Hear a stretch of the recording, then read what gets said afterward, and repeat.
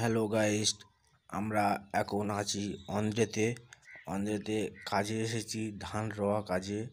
আমরা এখন দুপুরবেলা ভাত খেয়ে এই যে পাম গাছের তলায় বসে, পাম বাগানে বসে একটু রেস্ট নিচ্ছি। কে শুয়ে আছে, কে বসে আছে, কেননা প্রচণ্ড গরমে আমরা বসে রেস্ট নিচ্ছি। রেস্ট নিয়ে সেই ফাঁকে বাগানের তেল বাগানের বাদবাকিটা আমরা ভিডিও তৈরি করছি, দেখতে থাকুন। এটা হলো পাম বাগান।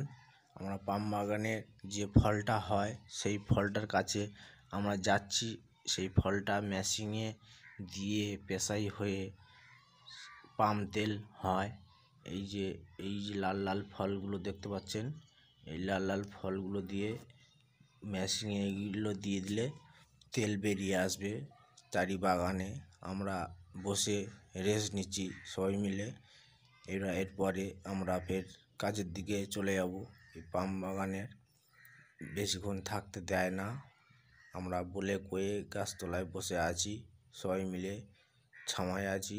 এবার বাগান থেকে আমরা বেরিয়ে চলে যাব রোডের দিকে। এটা পাম গাছ, আমরা বেরিয়ে চলে যাচ্ছি। বেরিয়ে যেতে যেতে দুই পাশে আমরা গাছ দেখাচ্ছি। এটা পাম গাছ। এই পাম গাছের যে ফলগুলো হয়ে রয়েছে এইগুলো তেল হয়। তারপরে বাদবাকি আমরা আরও দেখাবো। এই পাশটা আছে নারকেল গাছ, নারকেল বাগানের নিচটায় আছে ক্যারবেরি গাছ। আমার ক্যারবেরি গাছের সেই ফলটা কিভাবে হয়ে আছে গাছের গোড়ায় আমরা দেখাচ্ছি, একটু জুম করে দেখাচ্ছি।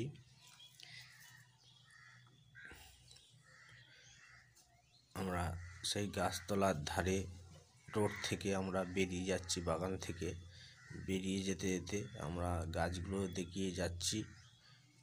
গাছগুলো কেমন হয়েছে, কেমন আছে, যদি ভালো লেগে থাকে একটা লাইক করো। আর এই যে ফলগুলো হয়ে আছে নিচে দেখা যাচ্ছে হলুদ ফল, এই ফলগুলো হচ্ছে কি ক্যারবেরি বলে এগুলো। অনেকে বিশ্বাস করে না গাছে ক্যারবেরি হয়, আমরা তাই একটু ভিডিওটা করে দেখাচ্ছি আপনাদের। যদি ভালো লেগে থাকে ভিডিওটা একটু লাইক করো এবং শেয়ার করো।